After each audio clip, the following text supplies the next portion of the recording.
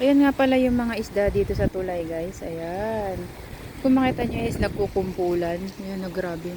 So, ayan pala yung hinuli nung may video ko, diba? Ayan, oh, grabe, guys. Oh. Doon siya nanghuli sa ano. Ayun, oh, yung tilapia. Oh. Kita nyo yung tilapia, guys. Yung malapad. So, ito is, hindi ko alam kung anong klaseng ano yan.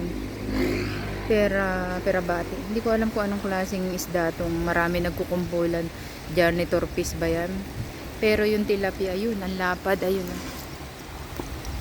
Ayan yung tilapia. Oh. Ayan ang tilapia, guys. Ay, nagkukumpulan sila. Ano? Yan ang masarap manghuli. Doon sila nanghuli sa ano. So, usually, yung water na yan is, ano, hindi siya yung sabi mong maalat, ganyan. Galing yan sa mga bahay, ilog. Ano yan eh. Diba kanal yan? So, yun, makikita mo yung umaagos na tubig na yan. O, yan. Galing yan sa mga bahay. Kaya hindi ano safe yung isdang yan. Pero dyan hinuli nila. No? Hindi kaya sumakat yung tiyan nila doon. Ayun, tilapia. Oh. Minsan kasi may fish pan doon sa taas. Nakatakas yan. Dumami na. Ayun, oh, grabe guys. No? Ang dami. No? Oh. Yun no, isda yung tilapia. Oh. Kaya hindi na ako makain ng tilapia. Baka mamaya uli lang dyan sa kanan. Eh. Merap na. At least bumili ako ng salmon. Mamahalin.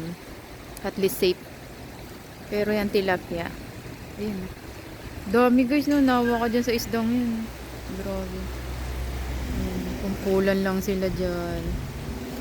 May part na madami. Yan, no, dito sa taas. Sa mababaw lang sila. Ang dami. So, pwede ka dyan bumaba. Dun ka. Dito, lumusot ka dito. Pwede rin dito. Pero doon, mas malapit dun sa ano. Yun, no. So, ayan. So, ayan, nakita nyo na yung isda. Guys, dun madami pa yan dyan. Dito mas masarap manghuli. Ayun ang aking share for today. So makikita nyo yung kanal na yan. Oh, ay kayo. Ew, ka-deers. Tapos kakainin nila isdang yan. May sumakat yung tiyan nila dyan. Baling bumiling mahal. Wag lang sumakitan dyan.